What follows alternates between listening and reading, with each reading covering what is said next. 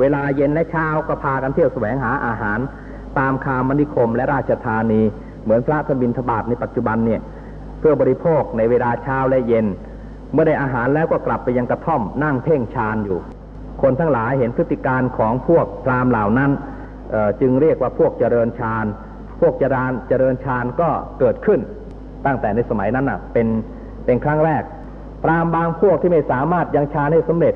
ก็เที่ยวไปตามคามนิคมที่ใกล้เคียงจัดทำพระคัมภีร์คนทั้งหลายเห็นพฤติการเช่นนั้นจึงเรียกพราหมณ์พวกนั้นว่าอัจฉายิกาแปลว่าผู้ไม่เพ่ง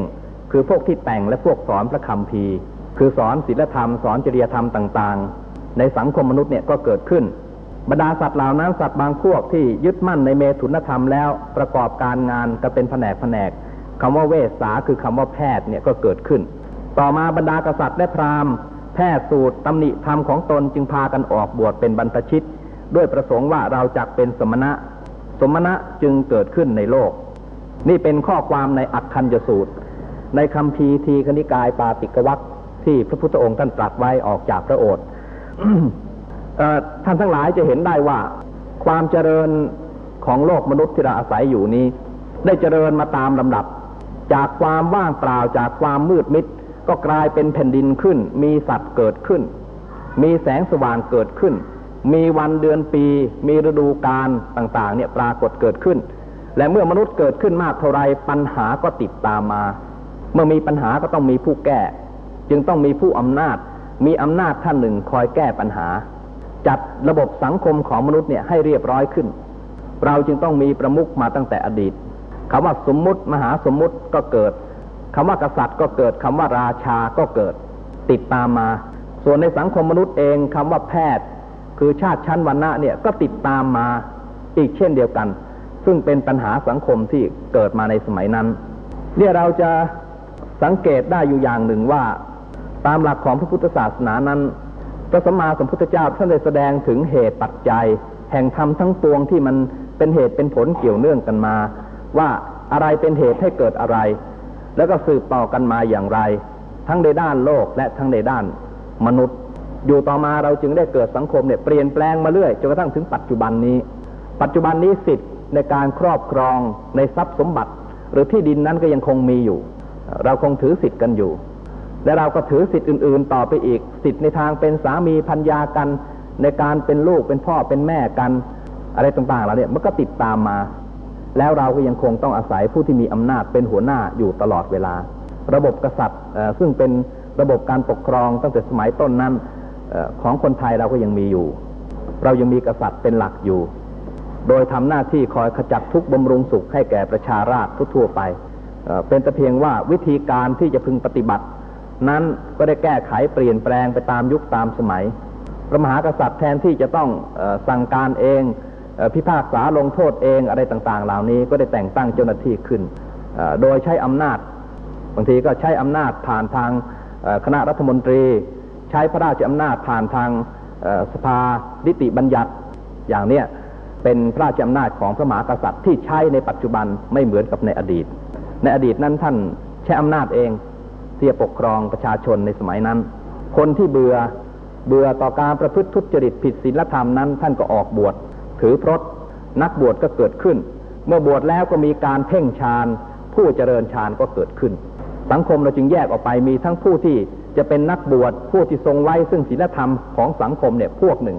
และพวกนี้ก็ไปสอนมนุษย์ในด้านจริยธรรมเนี่ยอีกทีหนึ่งมนุษย์ก็เริ่มมีศาสนามาตั้งแต่บัดนั้นเนี่ยศาสนาก็เกิดขึ้นมาตั้งแต่บัดนั้นเพราะว่าศาสนาเนี่ยช่วยให้สังคมมนุษย์เนี่ยอยู่กันได้อย่างเป็นสุขเพราะถ้ามนุษย์นั้นมีศาสนาแล้วมนุษย์ก็ไม่ประพฤติผิดศีลธรรมคงมีศีลมีธรรมดีขึ้นเนี่ยเป็นวิวัฒนาการที่ท่านแสดงไว้ในอักขัญญสูตรซึ่งเราน่าจะได้ศึกษากันให้ละเอียดถึงวิวัฒนาการของโลกในลักษณะดังกล่าวนี้เพราะว่าเชื่อว่าพุทธวจนะที่พระพุทธองค์ท่านตรัสไว้เนี่ยไม่ขัดกับหลักวิทยาศาสตร์แต่เชื่อแน่ว่าเมื่อนักวิทยาศาสตร์ได้ค้นคว้าศึกษากันมากขึ้นไปกว่านี้อีกในศตวรรษหน้าคงจะได้เห็นสัจธรรมเนี่ยชัดเจนขึ้นว่าที่พระพุทธองค์ท่านตรัสไว้นั้นเป็นความจริงทุกประการไม่ใช่มีใครมาเป็นผู้สร้างหรือเป็นผู้ดลบันดาลสิ่งใดสิ่งหนึ่งเนี่ยให้ปรากฏเกิดขึ้นเหมือนอย่างความเชื่อถือดั้งเดิมของบางศาสนาประเภท ศาสนาฝ่ายเทวนิยมนั้นก็มีความเชื่อกันไปอีกอย่างหนึ่งเช่นอย่างชนชาติฮิบรูซึ่งมีถิ่นฐานอยู่ในดินแดนปาเลสไตน์อยู่ทางตะวันออกกลางในปัจจุบันเนี่ยชนชาติฮิบรูนี่มีความเข้าใจว่าโลกที่เราอาศัยอยู่ในปัจจุบันเนี่ยพระเจ้าเป็นผู้สร้างตลอดจนสรรพสิ่งต่างๆโดยใช้เวลาสร้างเพียง6 วันเท่านั้นเดิมทีเดียวโลกของเราเนี่ยมีแต่ความมืดเท่านั้น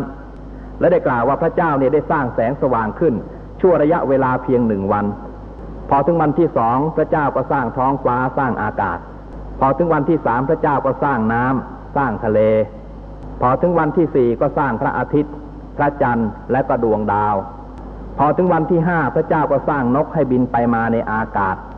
แล้วก็สร้างปลาให้ว่ายอยู่ในน้ำพอถึงวันที่6ก็สร้างมนุษย์ขึ้นเป็นคนแรกส่วนวันที่7ต่อไปพระเจ้าพระเป็นเจ้าก็หยุดพักผ่อน สร้าง6 วันวันที่7ก็พักผ่อนเป็นวันพักผ่อนของพระเจ้าอย่างวันอาทิตย์อย่างเงี้ยวันหยุดพระเจ้าพักผ่อนเพราะพระเจ้าทำงานเหนื่อยมาหลายวันสร้างอะไรต่อมีอะไรในต่างหลายอย่างใช้เวลา6 วันเท่านั้นมนุษย์ที่พระเจ้าสร้างคนแรกก็คืออาดัมซึ่งเป็นชื่อที่พระเจ้าตั้งให้แล้วก็ให้อาศัยอยู่ในสวนสวรรค์ที่เอเดนต่อมาพระเจ้าก็บันดาลให้อาดัมเนี่ยหลับอย่างสนิทเสร็จแล้วก็ดึงเอาซี่โครงของอาดัมเนี่ยออกมาซีกหนึ่งแล้วก็ทรงบันดาลให้มีซี่โครงนั้นเป็นผู้หญิงแล้วก็ตั้งชื่อว่าเอวาเพราะฉะนั้นผู้หญิงก็สร้างมาจากซี่โครงของผู้ชายดึงเอามาซีกมาสร้างเป็นผู้หญิง จากนั้นมนุษย์เราก็ผสมผสานกันมาเรื่อยๆลูกหลานอาดัมกับอีฟก็เต็มโลกอยู่ถึงปัจจุบัน นี่เป็นความเชื่อของพวกฮิบรูสมัยเก่าๆจากพระคัมภีร์เก่าซึ่งก็เปลี่ยนแปลงมาเป็นคริสตศาสนาในปัจจุบันซึ่งเวลานี้พระคัมภีร์ก็คงจะมีพระคัมภีร์ใหม่เกิดขึ้นอีกเพราะว่าพระคัมภีร์เก่านั่นไปขัดแย้งกับหลักวิทยาศาสตร์หลายอย่างขัดกันตั้งแต่เริ่มสันฐานของโลกกาลิเลโอว่าโลกเนี่ยกลมพระคัมภีร์บอกโลกแบน ตลอดจนนักปรัชญาเมธีต่างๆในอดีตที่มีความเห็นขัดกับพระคัมภีร์นี้ก็เป็นปัญหาทางการเมืองขึ้นมาถึงกับบางคนต้องถูกฆ่าตายไปก็มี แต่นี่เป็นความเจริญของวิทยาศาสตร์ถ้าหากว่าเจริญมากขึ้นเท่าไรก็จะทำให้เราเนี่ยได้เข้าใจถึงความเป็นไปของโลกได้ชัดเจนมากขึ้นแม้แต่การสร้างโลกตามลัทธิของกรีกและโรมโบราณก็มีความเข้าใจไปอีกอย่างหนึ่งซึ่งเราน่าจะได้ศึกษาเทียบเคียงกันดูกับที่พระไตรปิฎกคือพระพุทธองค์ท่านตรัสไว้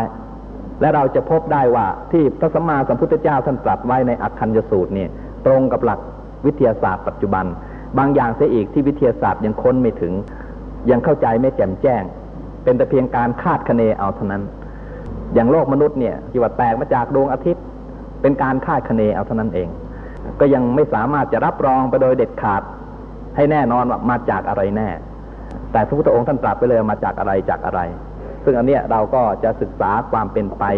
ของธรรมชาติในโลกมนุษย์ปัจจุบันนี้ได้ว่าธรรมชาตินั้นก็เปลี่ยนแปลงไปตามยุคตามสมัยแล้วก็ความเปลี่ยนแปลงของธรรมชาตินี้เองที่บันดาลให้เกิดสรรพสิ่งต่างๆขึ้นมาซึ่งก็มีความเกี่ยวข้องทั้งในด้านรูปธรรมและในด้านนามธรรมนามธรรมของมนุษย์โดยเฉพาะอำนาจของจิตนี้ก็มีอิทธิพลอย่างมากเหมือนกัน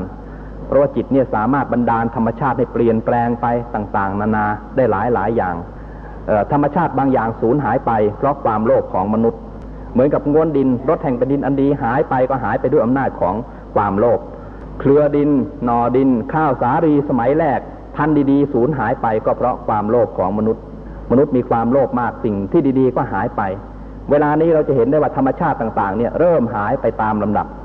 รสของอาหารจะเสื่อมลงอย่างผลไม้เนี่ยจะมีรสเสื่อมลงเมื่อรสอาหารทุกชนิดเสื่อมลงด้วยความโลภของมนุษย์เนี่ยอายุของมนุษย์ก็จะสั้นลงเพราะมนุษย์เราอยู่ได้ด้วยอาหารเมื่ออาหารรสไม่ดีอายุของมนุษย์ก็น้อยลงความแข็งแรงทางร่างกายนั้นก็จะลดน้อยถอยลงตามลำดับ ซึ่งอันนี้เป็นเหตุผลที่เกี่ยวเนื่องกันประดุจดังสายโซ่มนุษย์ก่อทุกข์ขึ้นด้วยอำนาจของอกุศลจิตทุกเหล่านี้มันก็ติดตามมาเป็นสายโซ่หลายอย่างซึ่งถ้าเราสังเกตดูแล้วเราจะเห็นได้ชัดเจนทีเดียวว่าเวลานี้ของดีๆเหมือนในสมัยก่อนนั้นสูญหายไปแล้วอย่าว่าแต่ของดีเลยขนมอร่อยๆสมัยเมื่อเด็กๆเดี๋ยวนี้หารับประทานไม่ค่อยจะได้ก็มีผลไม้รากไม้ต่างๆรสก็เปลี่ยนแปลงไปแม้แต่ปลาบางชนิดก็หารับประทานยาก ปลาดีๆเนื้อดีๆสมัยก่อนๆนี่มีแยะเชียวเดี๋ยวนี้ไม่ค่อยมีแล้วอย่างแม่น้ำนครชัยศรีเนี่ยสมัยอาตมาเป็นเด็กๆระหว่างเดือน11เดือน12นี่กุ้งกำกรามเนี่ยมันจะมานอนข้างตลิ่งให้จับได้อย่างสบายปลาดีๆสมัยก่อนเห็นมีปลาเนื้ออ่อนปลาเค้าปลาฉลาด ปลากรายเนี่ยลูกชิ้นปลากรายสมัยก่อนนี่สมัยนี้ลูกชิ้นปลากรายไม่ค่อยมีแล้วมีแต่ลูกชิ้นปลาทะเลแล้วก็ลูกชิ้นอีเก้งกรุงชนิดเต้นได้อย่างเงี้ยคือลูกชิ้นรอบๆตำหนัก มาจับกันไปเรื่อยๆไอ้ของดีๆก็หายไปหมดเหลือแต่ของที่ไม่ดีที่เรารับประทานกันอยู่เนี่ยมันสูญไปเพราะความโลภของมนุษย์มีความโลภมากมนุษย์ก็ทำลายธรรมชาติอย่างการจับปลานี้ก็ใช้วิธีทำลายบางทีเอากระแสไฟฟ้าลงไปจี้ในน้ำปลาตายหมดตัวเล็กตัวน้อยตายหมดมันก็ไม่เหลือพืชพันธุ์สืบต่อกันไปปลานั้นก็จะสูญพันธุ์ไปในที่สุดเนี่ยเพราะความโลภของมนุษย์ทั้งนั้นมนุษย์ทำลายมนุษย์เองทำลายธรรมชาติความแห้งแล้งนี่เกิดมาจากน้ำมือของมนุษย์เหมือนกันเนี่ยเพราะฉะนั้นเราศึกษาดูประวัติศาสตร์ศึกษาดูวิวัฒนาการของโลกตามหลักของพระพุทธศาสนาเนี่ยเราจะเห็นได้ชัดเจนถึงความวิวัฒนาการตั้งแต่ยุคต้นมาถึงยุคปัจจุบันเนี่ยเป็นมาอย่างไร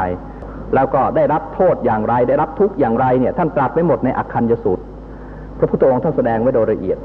เราน่าจะได้ศึกษาแล้วก็นำมาเป็นหลักสำหรับป้องกันไม่ให้ความทุกข์เช่นนี้เกิดขึ้นแก่มนุษย์อีกต่อไปซึ่งท่านวางไว้โดยละเอียดนี่เป็นเรื่องของการสร้างโลกการก่อตัวของจักรวาลในเอกัจจสัสสตทิฏฐินี้คือความเห็นว่าโลกเที่ยงโลกไม่เที่ยงนั้นบางอย่างเที่ยงบางอย่างไม่เที่ยงก็เกิดมาจากเพราะว่าสมณพราหมณ์เหล่านั้นเห็นโลกนี้ไม่ทั่วถึงรู้ไม่จริงรู้เฉพาะส่วนใดส่วนหนึ่งของโลกแล้วก็เลยตั้งเป็นลัทธิเป็นความเห็นของตนขึ้นมา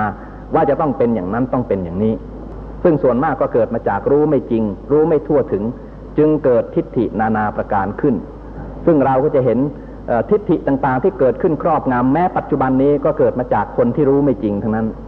เมื่อรู้ไม่จริงแล้วก็ยึดถือในความรู้ความเห็นของตนเองแล้วก็ก่อตั้งลัทธิขึ้นมา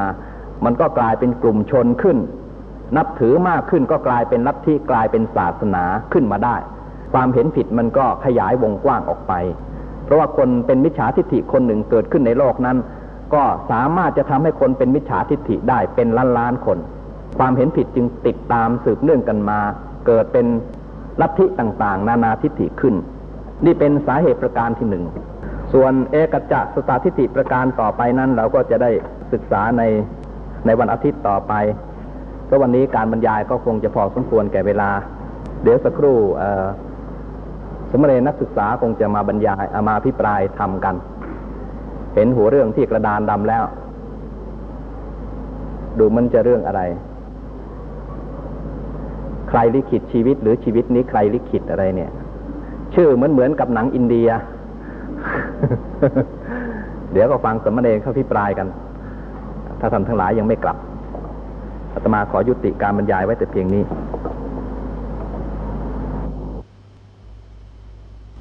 ท่านสาธุชนทั้งหลายการบรรยายพระไตรปิฎกในวันนี้ก็จะบรรยายต่อจากเมื่อครั้งก่อนที่ได้พูดไว้ไม่จบเกี่ยวกับเรื่องที่ตั้งใจที่จะนำมาอธิบายและก็ประกอบนิทานที่มีอยู่ในพระสุตตันตปิฎกซึ่งความจริงเราก็พูดถึงเรื่องนี้กันบ่อยๆแต่ส่วนมากคุณธรรมที่เราพูดกันบ่อยๆนั้นบางครั้งมันก็เป็นประโยชน์เพราะว่าทำให้เกิดความรู้สึกนึกคิดที่กว้างขวางในบางสิ่งบางอย่างกันต่อไป คือในสังคมของเราปัจจุบันนี้เรามีปัญหาที่เกิดขึ้นกันมากมายหลายปัญหาส่วนมากแล้วรากฐานอันสำคัญนั้นก็เกิดมาจากจิตใจของคนในปัจจุบันเพราะคุณธรรมที่เราจะปลูกฝังลงสู่จิตใจของคนนั้นไม่ใช่ปลูกได้ง่ายๆเหมือนอย่างเราปลูกต้นไม้ซึ่งเมื่อเราหมั่นรดน้ำพรวนดินมันก็งอกงามได้แต่คุณธรรมนั้นต้องใช้การเวลานานพอสมควร และโดยเฉพาะอย่างยิ่งทุกคนที่มีความสนใจต้องฝึกฝนอบรมคุณธรรมเหล่านั้นจึงจะเกิดขึ้นมาได้ที่เรามีความประสงค์จะให้เกิดมากในปัจจุบันนี้ก็คือเรื่องของความสำนึกในหน้าที่ของคนที่เราเกิดมาเป็นตัวเป็นตนกันในปัจจุบันความสำนึกในหน้าที่นั้นเริ่มตั้งแต่เราสำนึกในหน้าที่ของเราที่จะพึงปฏิบัติในส่วนที่เกี่ยวข้องกับชีวิต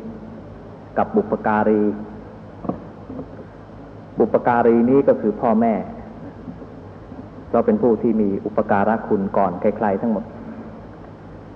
ซึ่งเป็นส่วนสามัญสำนึกที่เราจะต้องคิดถึงอยู่เสมอต้องกำหนดไว้ตลอดเวลา จากบุพการีก็จะถึงมาตุภูมิคือแผ่นดินที่เราอาศัยเกิด ที่เราอาศัยอยู่กันทุกวันนี้เป็นมาตุภูมิคือมาตุภูมิของเราเกิดในที่ไหนก็ตามก็ต้องนึกถึงมาตุภูมิที่ชีวิตของเราได้เกิดขึ้นซึ่งเราก็ถือว่าในแผ่นดินที่เราเกิดเป็นแผ่นดินที่เป็นปฏิรูปประเทศคือเป็นประเทศที่น่าอยู่ทั้งนั้นจะเกิดในที่ไหนก็เป็นปฏิรูปประเทศขอให้เราเกิดในประเทศไทยก็แล้วกันก็ถือว่าเป็นปฏิรูปประเทศความสำนึกในมาตุภูมินี้ก็เป็นความสำนึกในประการที่สองที่เราจะต้องปลูกฝังให้เกิดขึ้นก็คือต้องรักแผ่นดินถิ่นเกิดของเราและประการที่สาม ที่เราได้รับประโยชน์ในทางสติปัญญาความรู้คือความเจริญงอกงามทางสติปัญญาเราได้รับความเจริญงอกงามในทางสติปัญญานั้นจากที่ใดเราก็ต้องนึกถึงสถานที่นั้นที่ให้สติปัญญาแก่เรา ที่ให้คุณธรรมแก่เราและประการที่สี่จะต้องระลึกถึงสถานที่ที่ให้ความสุขความเจริญความก้าวหน้าในชีวิตหรือความสำเร็จในชีวิตอยู่เนืองๆความสำนึกอย่างนี้จะทำอย่างไรจึงจะเกิดขึ้นในจิตใจของผู้คนซึ่งเราถือว่าเป็นความสำนึกที่จะปลูกฝังได้ง่ายกว่าคุณธรรมข้ออื่นๆเพราะเราเห็นกันได้ชัดเจนนะอย่างบุพการีของเราหรืออย่างมาตุภูมิของเราเห็นได้ชัดเจนเมื่อเห็นได้ชัดเจนอย่างนี้หน้าที่นั้นควรจะทำอะไรบ้างให้เกิดประโยชน์ต่อสิ่งทั้งปวงเหล่านี้เราพูดถึงความกตัญญูเราพูดถึงกตเวทีเราก็เน้นว่าต้องรู้คุณในสิ่งที่มีคุณต่อเราแล้วก็คิดตอบแทนคุณสิ่งใดมีคุณก็ต้องตอบแทนคุณต่อสิ่งนั้นและเราก็ถือว่าคนที่มีความสำนึกอย่างนี้เป็นคนที่คบค้าสมาคมได้คือจัดว่าเป็นคนดี ถ้าหากว่าไม่มีคุณธรรมเหล่านี้ บุคคลเช่นนั้นท่านกล่าวว่าคบไม่ได้พระพุทธองค์ท่านตรัสไว้ว่ายัสมิงกตัญญูตานัตถินิรัตถาตัสสะเสวนาความกตัญญูไม่มีในผู้ใดการคบหาผู้นั้นหาประโยชน์มิได้คือคนที่ไม่มีสามัญสำนึกอย่างนี้เราคบแล้วหาประโยชน์อะไรไม่ได้คือไม่ได้ประโยชน์จากบุคคลเหล่านั้นนั้นลักษณะของคนที่เราเรียกกันว่าคนกตัญญูคนกตเวทีนั้นโบราณท่านบอกว่าให้สังเกตดูว่าถ้าใครก็ตามไม่ลืมในเรื่องสี่เรื่องนี้ที่เกี่ยวข้องกับชีวิตของตนคนนั้นเป็นคนที่คบได้หนึ่งคนที่ไม่ลืมพ่อแม่ก็คือคนที่กตัญญูกตเวทีต่อพ่อแม่ของตนสองคนที่ไม่ลืมมาตุภูมิคือที่ที่ตนเองเกิดที่ไหนก็ตามเราไม่ลืมที่เกิดของเราเมื่อมีความสุขความเจริญแล้วต้องนึกถึงที่ที่เราเกิด แล้วก็สามคนที่ไม่ลืมในที่ที่ให้สติปัญญาก็หมายถึงที่ที่ให้ความรู้แก่เราเช่นสถาบันการศึกษาวัดที่เราเคยบวชเคยเรียนธรรมะสถานที่ให้ธรรมะธรรมโมแก่เราไม่ลืมแล้วก็ประการที่สี่สถานที่ที่ให้ความเจริญงอกงามในชีวิตของเราว่าชีวิตของเรานั้นไปอยู่ที่ไหนประกอบอาชีพแล้วเจริญรุ่งเรืองประกอบการงานแล้วเจริญรุ่งเรืองก็ต้องไม่ลืมในที่ที่ให้ความเจริญแก่เราสำหรับบุคคลที่ไม่ลืมในที่ที่สี่แห่งนี้เป็นคนที่คบได้จัดว่าเป็นคนกตัญญูกตเวทีแต่ถ้าลืมในที่สี่แห่งนี้ท่านบอกคบแล้วหาประโยชน์มิได้บอกพึงระมัดระวังหาประโยชน์มิได้หรือที่ตรัสว่ามนุสสะเพคุนาสิกายัสมิงนัตถิกตัญญูตาความกตัญญูไม่มีในผู้ใดไม่ควรเข้าใกล้ผู้นั้นซึ่งเป็นมนุษย์กระพี้มนุษย์ที่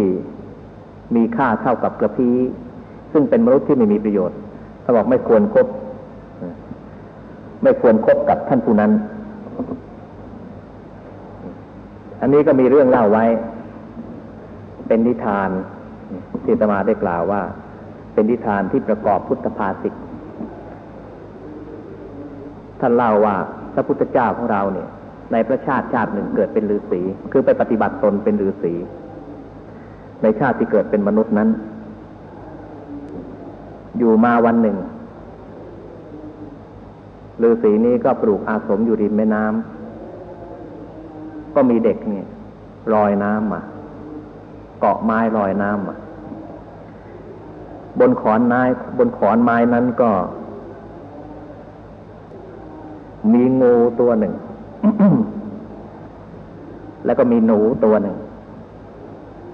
มีนกแขกเต้าตัวหนึ่งซึ่งสัตว์เหล่านี้ประสบภัยเหมือนกันคืออุทกภัยลอยผ่านอาสมฤาษีได้ยินเสียงเด็กร้องลงไปริมฝั่งก็เห็น เมื่อเห็นได้พิจารณาดูแล้วก็ปรากฏว่าที่ขอนไม้นั้นมีสัตว์อยู่สี่ชีวิตด้วยกันมีชีวิตงู ชีวิตหนูและก็นกไอสัตว์เล็กๆเหล่านี้มันแทบจะนกโดยเฉพาะนกนี่แย่มากตัวเปียกไปหมด ท่านก็สงสารท่านก็ช่วยนกขึ้นมาก่อนเด็กเอาไว้ทีหลังว่างั้นเด็กยังแข็งแรงไม่เป็นไรก็ช่วยสัตว์เล็กๆขึ้นมาก่อนช่วยนกช่วยหนูช่วยงูเอาขึ้นมาประคบประหงมก่อไฟผิงให้แล้วก็จึงช่วยเด็กขึ้นทีหลังไอเด็กคนนี้ก็โกรธในใจโกรธว่าแหมฤาษีนี่เห็นเราเป็นยังไงเห็นไอสัตว์ตัวเล็กๆนี่สำคัญกว่าเรา วันหนึ่งถ้าเราได้เป็นใหญ่เป็นโตแต่เราจะเจียนเสีย พูดตามภาษาปัจจุบันเลยเราจะเจียนเสีย คือจะเชื่อดเสีย ก็ปรากฏว่าเมื่อท่านเลี้ยงเด็กนี้โตแล้วก็ทราบว่าเด็กนี้เป็นราชกุมารท่านก็อุตส่าห์ส่งกลับเมืองพอส่งกลับเมืองไปแล้วต่อมาเด็กเหล่านี้ก็เจริญเติบโตขึ้นเป็นใหญ่เป็นโตจนกระทั่งถึงเป็นกษัตริย์ครองเมืองมีอำนาจมากส่วนไอ้เจ้างูกับหนูเนี่ยไม่ใช่งูหนูธรรมดาคืองูกับหนูสองตัวนี่ในอดีตเกิดเป็นเศรษฐีมีทรัพย์มากแล้วก็เอาเงินเนี่ยไปฝังไว้ในดิน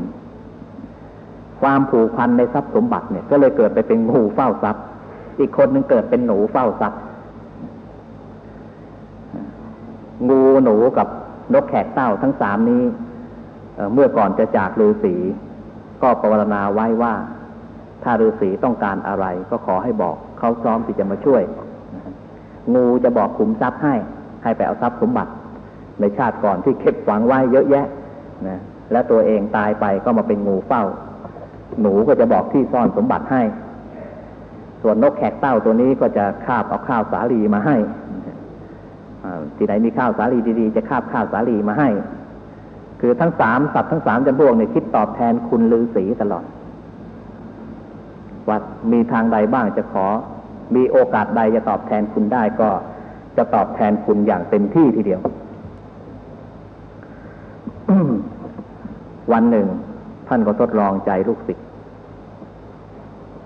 ก็เดินเข้าไปในเมืองก็ปรากฏว่าลูกศิษย์นี่เป็นใหญ่เป็นโตคือราชกุมารที่อุปการะไว้นี่เป็นใหญ่เป็นโตขึ้นมาแต่ว่าพอเห็นฤาษีเขาทำเป็นไม่รู้จักมีหนำซ้ำสั่งคนจับซี่ด้วยวันหนึ่งจะเอาไปฆ่าสั่งฆ่าพนักงานที่จะไปฆ่าฤาษีก็เลยพูดขึ้นมาลอยๆอย่างเนี้ยพูดบอกว่าไอ้ความกตัญญูไม่มีในผู้ใดนี่ไม่ควรเข้าใกล้ผู้นั้นซึ่งเปรียบเสมือนกับเป็นมนุษย์กับผีแล้วก็ปรารภขึ้นว่าไอ้ไม้ที่ลอยน้ำมานี่คนเก็บไว้ยังใส่ไฟได้แต่คนอกตัญญูลอยน้ำมานี่ถึงเก็บขึ้นไว้ก็ไม่มีประโยชน์เลยไอ้เจ้าหน้าที่ที่ฆ่าก็แปลกใจว่าทำไมฤาษีพูดอย่างนี้ ฤาษีก็เลยเล่าให้ฟังบอกว่าราชกุมารเนี่ยชื่อทุตตุกุมาร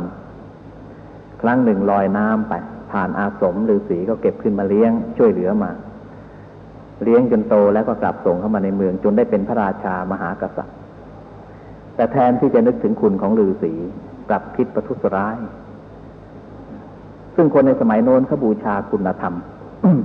คนที่ไม่มีคุณธรรมนี่เขาถือว่าเป็นคนที่ใช้ไม่ได้พอเรื่องนี้หลุดออกจากปากฤาษีเท่านั้นพวกนั้นก็เลยไม่ฆ่าฤาษีก็นึกตำหนิว่าพระราชานี่ใช้ไม่ได้ผลสุดท้ายก็เลยพากันขับออกจากบัลลังก์แล้วก็ยกย่องฤาษีขึ้นครองเมืองนี่เป็นนิทานนะที่ท่านเล่าไว้ดอกไม้ลอยน้ำมานี่ดีกว่าแต่ว่าไอ้คนที่อกตัญญูนี่ถึงเก็บขึ้นไว้ก็ไม่มีประโยชน์แต่ไม้ฟืนนั้นมีประโยชน์คือไม้ที่ลอยน้ำมาเก็บมาตากแห้งแล้วทำฟืนได้แต่คนที่อกตัญญูนั้นถึงแม้จะช่วยเหลือขึ้นมาแล้วก็ไม่มีประโยชน์อะไรคือไม่สามารถที่จะพึ่งพาอาศัยได้นี่เรื่องหนึ่งที่ท่านได้ยกตัวอย่างให้เราได้เห็นว่าระหว่างคนที่มีความกตัญญูคือมีความสำนึกกับคนที่ไม่มีความสำนึกนั้นน่ะมันเป็นคนที่ไร้ค่าสู้สิ่งที่มันเป็นวัตถุซึ่งไม่มีจิตใจนั้นไม่ได้อย่างน้อยประโยชน์มันได้มากกว่ากันเหมือนอย่างเราเลี้ยงคน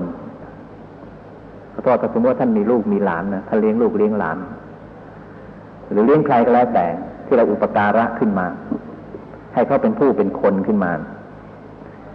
เสร็จแล้วเมื่อเขาเจริญเติบใหญ่ขึ้นนอกจากเขาจะไม่นึกถึงพระคุณแล้วเนี่ยเขายังประทุษร้ายอีกอะไรนะที่จะเลวไปกว่านั้นอีกเราไม่มีอีกแล้วว่าคนที่อาศัยโคนต้นไม้ต้นใดต้นหนึ่งอย่างเราไปยืนอาศัยร่มเมื่อแดดร้อนๆอาศัยต้นไม้อาศัยร่มเสร็จแล้วเราก็หักกิ่งไม้คือหรือต้นไม้ที่เราไปยืนอาศัยอยู่คืออาศัยแล้วยังเป็นประทุษร้ายอีกคนเช่นนั้นท่านบอกว่าควรห่างไกลคือเข้าใกล้ไม่ได้หรือบางคนที่เราให้อุปการะคุณแล้วเขายังประทุษร้ายเราอีกบอกคนเช่นนั้นก็หาความเจริญไม่ได้ครั้งหนึ่งที่เมื่อประมาณปี1718มีการประชุมสัมมนาบ่อยๆโดยเฉพาะนักศึกษาก็มีนักศึกษาหลายกลุ่มที่ไปขอยืมสถานที่ที่จิตภาวันสัมมนามีครั้งหนึ่งมีกลุ่มนักศึกษาสถาบันหนึ่งไปอาศัยสัมมนาเราก็อนุญาตให้ทั้งที่ห้องประชุมนะให้เครื่องขยายเสียงให้ที่พักให้อาหารคือระหว่างนั้นมีการปลุกระดมโดยเฉพาะปลุกระดมโจมตีสถาบันของชาติ ที่โจมตีมากคือสถาบันศาสนา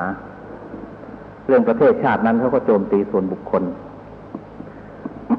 มีการเผยแพร่โจมตีสถาบันศาสนามากเราก็ให้พระเจ้าหน้าที่คอยติดตามฟัง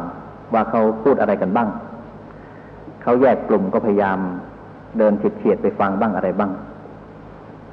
ก็ปรากฏว่าทั้งลูกศิษย์ทั้งอาจารย์ที่ไปสัมมนาโจมตีพระศาสนารวมทั้งจิตภาวันด้วย เหตุที่เขาโจมตีนี่ก็บอกว่าสร้างวัตถุทำไมเนี่ยมากมายไม่มีประโยชน์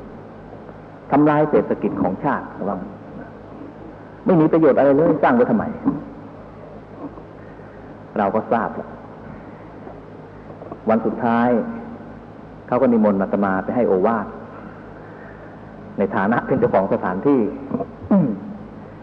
เราก็พูดตั้งแต่วันแรกแล้วเพราะเรารู้แล้วตั้งแต่วันแรกเราบอกว่าที่จิตภาวันเนี่ยเป็นสมบัติของประชาชนนะเป็นสมบัติของญาติโยมทุกคนช่วยกันสร้างขึ้นมาเพื่อเป็นสถาบันให้การศึกษาแก่พระเณรเพื่อพระเณรจะได้มาศึกษาแล้วก็ได้ออกไปจันโรงพระพุทธศาสนาไปช่วยกันพัฒนาสังคมฉะนั้นพวกคุณที่มานี่เราก็อนุญาตให้ใช้ก็เป็นสถาบันของพระพุทธศาสนาเราก็เต็มใจให้ใช้อย่างเต็มที่ทุกคนมีสิทธิ์ที่จะมาใช้ทำประโยชน์กันได้นะแล้วเราก็ให้ความสะดวกสบายเนี่ยตามสมควรเท่าที่เราจะให้ได้ขาดเหลืออะไรให้บอกแล้วก็ไม่ต้องเกรงใจที่ว่าไม่ต้องเกรงใจในที่นี้อาตมาก็พูดทิ้งไว้ด้วยว่าทุกอย่างเราอุปการะทั้งหมดนะแม้แต่อาหารเราก็ยินดีให้รับประทานและถ้าสิ่งใดที่ไม่เป็นที่สบอารมณ์ก็ไม่เป็นไรหรอกด่าได้คือรับประทานข้าวอาตมาด้วยแล้วก็ด่าอาตมาด้วยก็ได้ อนุญาตเต็มที่ว่างั้น เขาก็กระมิดกระเมียนแล้วก็บอกคุณว่าได้เต็มที่นะเพราะสถาบันนี้เราสร้างมาต้องเป็นประโยชน์อย่างน้อยพวกคุณก็มาอาศัยได้เห็นชัดๆนะพวกคุณมาอาศัยนี่คือประโยชน์ละที่เราได้นะเป็นประโยชน์ปลีกย่อยแต่ประโยชน์ส่วนใหญ่นั้นเราต้องการเป็นสถาบันการศึกษาของพระเณรแล้วก็เป็นสมบัติของพระพุทธศาสนาซึ่งเกิดขึ้นโดยน้ำพักน้ำแรงของญาติโยมจริงๆที่นี่เราคุยได้เต็มปาก 100% เพราะเราไม่เคยของงบประมาณแผ่นดินเลยจากญาติโยมทั้งนั้นไม่มีฝ่ายใดฝ่ายหนึ่งเอาเงินมาให้เราทั้งคอมมิชทั้ง CIA โยมทั้งนั้นนะเพราะฉะนั้นใครจะเข้าใจอะไรผิดก็เป็นเรื่องของเขาแล้วก็บอกเขาด้วยกินไปด่าไปก็ได้นะไม่โกรธหรอกตามสบายที่เราพูดอย่างนี้เขาน่าจะสำนึกอย่างเราไปรับประทานข้าวของใครเพียงคำเดียวเนี่ยเราบอกว่าข้าวไม่อร่อยเลยเนี่ยเราประทุษร้ายตัวเองนะอย่างน้อยเขาให้ข้าวเรารับประทานแม้แต่ช้อนหนึ่งเราก็อย่าตำหนิที่ว่าข้าวนี่ไม่อร่อยเลยนี่หนำซ้ำไปตำหนิเจ้าของข้าวซะอีกคนโบราณเขาพูดว่าเนี่ยเนรคุณข้าวแดงแกงร้อนคนเนรคุณข้าวแดงแกงร้อนนี่ท่านบอกหาความเจริญบอกไม่ได้ท่านว่างั้นข้าวแม้แต่ช้อนหนึ่งเราก็ตำหนิเจ้าของข้าวไม่ได้อย่างพระสารีบุตรเนี่ยที่ได้รับการยกย่องจากพระพุทธเจ้าว่าเป็นพระเถระที่มีความกตัญญูชั้นเยี่ยมเคยได้รับข้าว1 ทัพพีจากพราหมณ์เฒ่าที่ยากจนต่อมาพราหมณ์เฒ่าผู้นี้ศรัทธาออกบวชชื่อราธพราหมณ์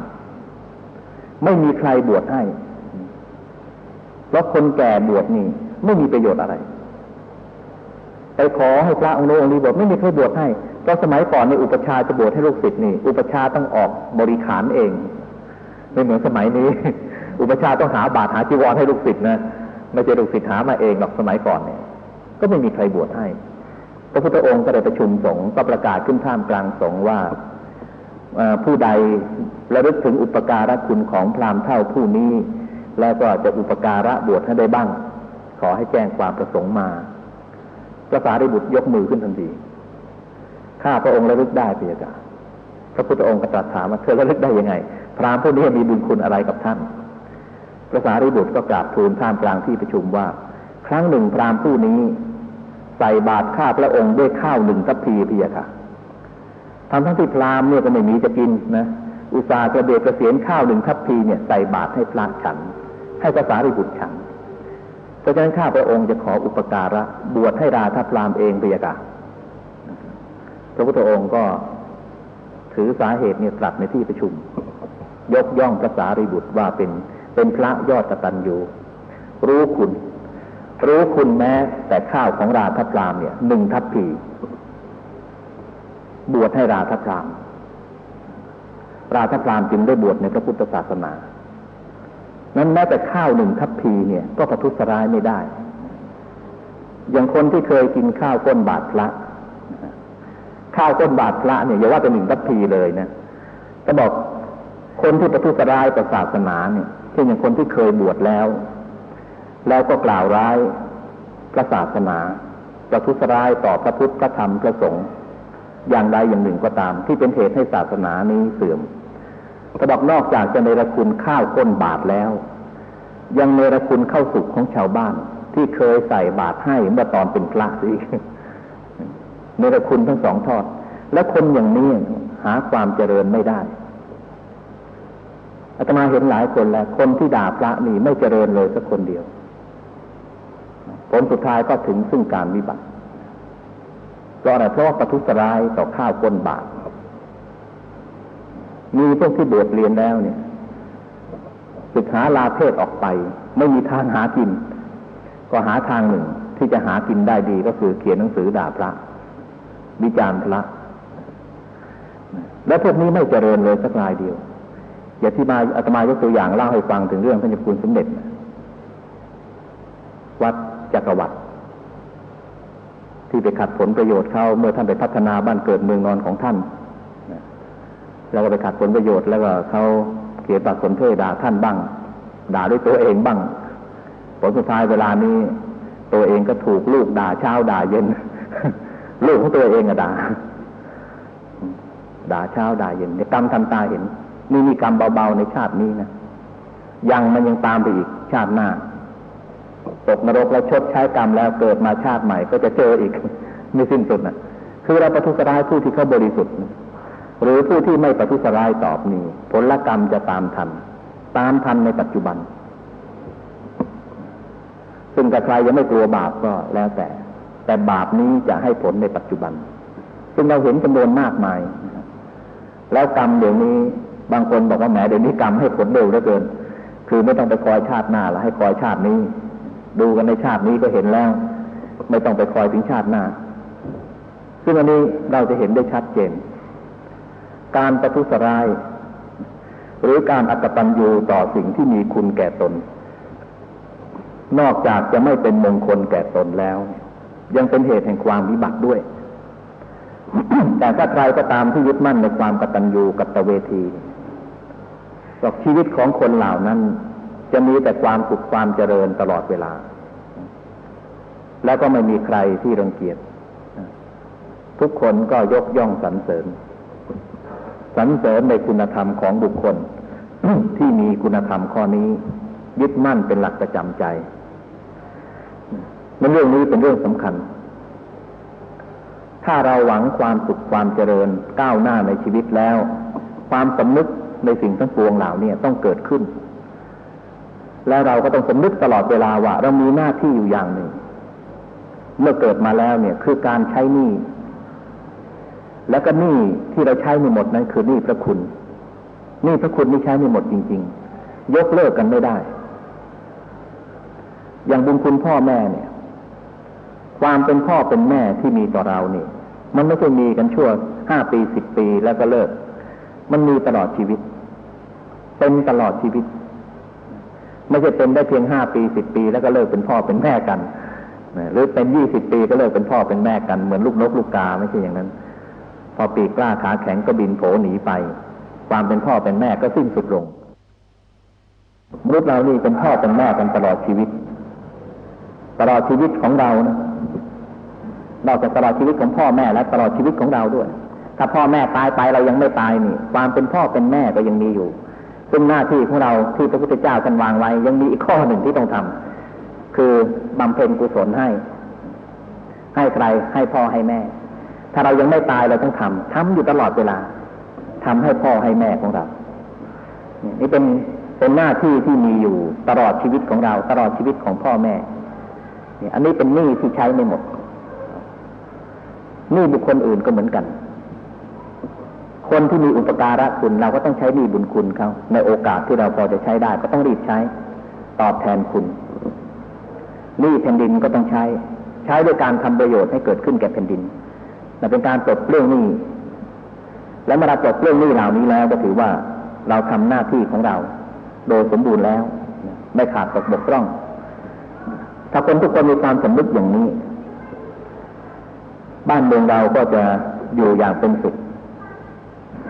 ถ้าหากว่าเราไม่ทำอย่างนี้แล้วก็หาความวิบัติใส่ตัวเราสังคมก็ประสบความวิบัตินั้นความสำนึกเหล่านี้ในปัจจุบันเนี่ยจางไปเราจะทำยังไงถึงจะปลูกฝังให้เกิดขึ้นได้ก็ต้องฝึกฝนกันการฝึกฝนนี่ก็ต้องฝึกฝนกันตั้งแต่เยาว์วัยคือถ้าไม่ฝึกฝนตั้งแต่เยาว์วัยแล้วนี่มันเกิดขึ้นได้ยากอย่างที่เราพูดกันว่าคนปัจจุบันนี้ที่ขาดความกตัญญูกตเวทีนั้นเพราะเหตุว่ากินนมวัวนมควายโบราณว่างั้นมันเจริญมาด้วยนมวัวนมควายไม่ใช่นมแม่ไม่ได้ดื่มน้ำนมของแม่นั่นในความรู้สึกกตัญญูกตเวทีต่อพ่อแม่เนี่ยก็ลดน้อยลงสาเหตุก็เนื่องมาจากเพราะว่าขาดความอบอุ่นจากพ่อแม่เมื่อไม่มีความอบอุ่นความสำนึกความรู้สึกว่าพ่อแม่นั้นเป็นมิตรแท้ของตนเป็นมิตรในเรือนของตนก็ไม่เกิดขึ้นก็เห็นคนอื่นสำคัญกว่าพ่อแม่อย่างที่เราเห็นในปัจจุบันนี้ส่วนมากแล้วเราก็เห็นความสำคัญของสิ่งอื่นเนี่ยมากกว่าพ่อแม่เราจะดูหนังดูละครก็ตามเราจะพบเรื่องราวนี้ทุกเรื่องไปคือระหว่างความกตัญญูกับความรักเราเคยนั่งเถียงกันหน้าจอโทรทัศน์คือดูหนังดูโทรทัศน์เนี่ยคือมันมักจะมีเนื้อเรื่องที่ว่าพอฝ่ายผู้ชายหรือฝ่ายผู้หญิงก็ตามที่หลงรักกันก็มักจะไม่ฟังคำทัดทานของพ่อแม่ถ้าพ่อแม่ขัดขวางก็มักจะทอดทิ้งพ่อแม่แล้วก็ไปอยู่กับคนรักถ้าผู้หญิงก็หอบผ้าหอบผ่อนตามผู้ชายไปถ้าผู้ชายก็ทอดทิ้งพ่อแม่หนีไปอยู่กับผู้หญิงในสำนองนี้อาตมาก็เคยตั้งปัญหาถามพระด้วยกันเองถามว่าในระหว่างความกตัญญูกับความรักเนี่ยอะไรสำคัญกว่ากันถามจริงๆความรู้สึกเนี่ยอะไรสำคัญกว่าก็ถ้าเราดูหนังดูละครก็ดีทั้งหนังละครที่เขาแต่งให้เราเล่นกับหนังละครในชีวิตจริงๆก็ดีมันเป็นอย่างนี้คือชีวิตคนจริงๆก็เป็นอย่างนี้ระหว่างความรักกับความกตัญญูกตเวทีใครมีความสำคัญมากกว่ากันส่วนมากแล้วเราจะยกให้ความรักสำคัญกว่าแล้วก็ลืมความกตัญญูกตเวทีส่วนมากเป็นอย่างนั้นและที่เราเห็นก็เป็นอย่างนั้นเราก็มานั่งเถียงกันว่าทำไมมันเป็นอย่างนั้นล่ะคนที่อยู่กับเราก่อนคนที่ให้อุปการะก่อนอย่างบุปการีนี่เราถือเป็นคนอยู่กับเราก่อนเป็นคนที่มีอุปการะคุณก่อนกับคนที่มีอุปการะคุณที่หลังเนี่ยทำไมน้ำหนักนั้นจึงแรงกว่าบุปการีสมมติว่าพ่อแม่เนี่ยให้แหวนเพชรละวงหนึ่งถ้าว่าท่านเป็นผู้หญิงมีชายหนึ่งคนหนึ่งเอาแหวนเพชรให้ท่านหนึ่งวงท่านนึกถึงใครมากกว่ากัน นึกถึงพ่อแม่หรือนึกถึงชายหนุ่มที่เอาแหวนเพชรมาให้ละวงหนึ่งหรืออย่างพ่อแม่ท่านเลี้ยงดูเนี่ยตั้งแต่ให้อาหารการกินข้าวทุกวันเนี่ยกับคนหนึ่งพาท่านไปเลี้ยงข้าวมื้อหนึ่งเนี่ยท่านนึกถึงใครมากกว่ากัน ไอ้คนส่วนใหญ่มันจะนึกถึงไอ้คนที่มาเลี้ยงข้าวที่หลังมื้อหนึ่งเนี่ยแม้ทรณาเขาดีงั้นเขาดีอย่างนี้นะเขาพาเราไปเลี้ยงอาหารที่โน่นที่นี่อร่อยไอ้พ่อแม่เลี้ยงมาตั้ง10 ปี20 ปีนี่ไม่ดีเลย ไอ้คนอื่นเลี้ยงมื้อหนึ่งแหมดีเหลือเกินเนี่ยทำไมเป็นอย่างนั้นแล้วเรามาวัดดูว่าทำไมคุณธรรมคนถึงได้เป็นอย่างนั้นไอ้ความรู้สึกนึกคิดทำไมถึงได้เป็นอย่างนั้นนี่ก็เนื่องมาจากเหตุว่าคนเราเนี่ยขาดความสำนึกในเรื่องเหล่านี้เพราะฉะนั้นบางทีก็เห็นไอ้สิ่งอื่นเนี่ยสำคัญกว่า เห็นคนอื่นสำคัญกว่าเห็นคนมาใหม่สำคัญกว่าพ่อแม่ตามที่พ่อแม่ได้ให้ทุกสิ่งทุกอย่างรวมกระทั่งชีวิตด้วยอย่างนี้เราก็ยังไม่เห็นความสำคัญยังไปเห็นความสำคัญของสิ่งอื่นต่อไปอีกอันนี้เป็นเรื่องที่ในสังคมปัจจุบันนี้ต้องหาทางแก้ไขเพราะว่าถ้าไม่มีคุณธรรมข้อนี้แล้วถ้าแก้ไขปัญหาอันนี้ไม่จบไม่สำเร็จเนี่ยคุณธรรมอย่างอื่นนี่ปลูกฝังไม่ขึ้นความดีอย่างอื่นปลูกไม่ขึ้นคือคนถ้าขาดคุณธรรมสองข้อนี้แล้วเนี่ยจะทำความดีอย่างอื่นเนี่ยมันทำไม่ขึ้นคือจะดีขึ้นไปไม่ได้ทั้งที่เราเนี่ยอยากดีแต่มันดีไม่ได้เพราะว่าความกตัญญูกตเวทีนี่มันเปรียบเหมือนกับรากฐานอย่างเราจะก่อเจดีย์จะสร้างตึกหลายๆชั้นเราต้องมีรากฐานที่แข็งแรงถ้ารากฐานไม่แข็งแรงนี่ตึกจะก่อให้สูงขึ้นยังไงมันก็สูงไปไม่ได้เจดีย์จะก่อให้สูงให้ใหญ่ยังไงมันก็สูงใหญ่ไม่ได้คนก็เหมือนกันถ้าขาดความกตัญญูกตเวทีถึงแม้จะสร้างความดีอะไรก็ตามให้มันใหญ่โตขึ้นสูงขึ้นมันไปได้ไม่ตลอดรอดฝั่งผลสุดท้ายพังทลายและผลสุดท้ายเมื่อเราศึกษาดูว่าทำไมชีวิตเขาถึงได้ประสบความวิบัติก็ปรากฏว่าบกพร่องในหน้าที่คือขาดการดูแลเอาใจใส่พ่อแม่ขาดความกตัญญูกตเวทีต่อพ่อแม่และชีวิตก็วิบัติหลายคนที่เคยรุ่งเรืองรุ่งโรจน์แล้วชีวิตก็ประสบกับความวิบัติพอไปศึกษาดูแล้วขาดคุณธรรมข้อนี้คืออย่างอื่นมันเป็นส่วนประกอบทั้งนั้นแหละสิ่งที่สนับสนุนให้ชีวิตเจริญก้าวหน้านี่เป็นเรื่องของคุณธรรมซึ่งเป็นสิ่งที่เรามองกันไม่เห็นด้วยตาเนื้อนี่เรามองกันไม่เห็นแต่สิ่งนี้มีจริงที่ทำให้คนได้บรรลุถึงความสำเร็จเป็นเรื่องที่ไม่ใช่เกิดขึ้นกับคนทั่วไปเราจึงเรียกกันว่าปุพเพกตปุญญาตานะความเป็นผู้ได้เคยทำบุญไว้แต่ชาติปางก่อนเมื่อมีบุญแล้วทุกสิ่งทุกอย่างก็มาประจวบมาตรงกันเกื้อกูลให้ชีวิตนั้นมีความสุขความเจริญมาประจวบกันเองทั้งที่ไม่คาดคิดไม่คาดฝันมาก่อนชีวิตของเราก็จะต้องไปประสบปัญหาอย่างนั้นแล้วก็สิ่งนั้นน่ะก็จะบันดาลให้มีความสุขมีความเจริญเองนี่ก็เป็นเรื่องของปุพเพกตปุญญาตาเป็นเรื่องของคุณธรรมที่เรามองลึกซึ้งไม่เห็นและเราก็ศึกษาได้ว่าคนที่เขามีความสุขความเจริญนั้นเขาไม่ได้บกพร่องในหน้าที่เขาดูแลเอาใจใส่พ่อแม่เลี้ยงดูอย่างดีซึ่งเราจะเห็นบางคนมีอำนาจล้นฟ้าสามารถสั่งการสั่งอะไรได้ฝ่ายใหญ่พูดอะไรไม่ได้แต่แม่ด่าได้ แม่ห้ามได้อดีตมีนักการเมืองคนหนึ่งซึ่งเป็นผู้มีอำนาจมากใครๆเตือนไม่ได้แม่บอกว่าไอ้หนูเองอย่าไปทำนั่นนะต่อไปถ้าแม่ตีด้วยตะพดใช่ไหมกลัวเป็นในตนแล้วยังกลัวตะพดแม่เขาจะตีด้วยตะพดเนี่ยลูกต้องเชื่อพ่อแม่แล้วเขาก็เจริญจริงๆเท่าที่สังเกตดูมีแม่คอยกำกับอยู่คนอื่นคุมไม่ได้แม่ยังถือความเป็นแม่อยู่อย่างเงี้ยยังเตือนลูกได้เตือนสติได้ไอ้นั้นไม่ดีอันนี้ไม่ดีนะอย่าไปทำนะแม่ขอร้องอย่างเงี้ยลูกต้องเชื่อแม่ว่าถ้าเองไปทำแล้วก็ตีเองแน่แหละด้วยตะพดเนี่ย ลูกต้องเชื่อกลัวยกให้แม่คนหนึ่งแล้วชีวิตก็มีความสุขความเจริญ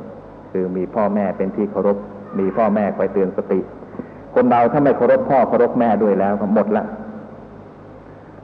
หาทางเจริญก้าวหน้าได้ยากเรื่องนี้เป็นเรื่องสำคัญนะจึงนำมาเล่าสู่กันฟังเพราะว่าในสังคมปัจจุบันเนี่ยเราไปคลำอย่างอื่นกันมากแล้วก็เราลืมในเรื่องนี้ ก็ต้องพูดกันบ่อยๆบางทีเราไปสนใจเรื่องอื่นเสียจนลืมไปว่าไอ้รากฐานอันสำคัญของความดีทั้งปวงที่เราจะต้องปลูกฝังให้เกิดขึ้นในหมู่มนุษย์นั้นน่ะคือความกตัญญูกตเวทีให้มนุษย์มีความกตัญญูกตเวทีไว้ให้มั่นคงเราจะเป็นอะไรก็ตามอย่างน้อยเรามีพ่อมีแม่แล้วต้องเชื่อพ่อแม่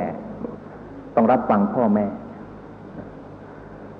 แล้วเราก็ต้องมีสิ่งที่มีอุปการะคุณต่อเราเนี่ยหลายสิ่งจากพ่อแม่ก็มีสิ่งอื่นอีก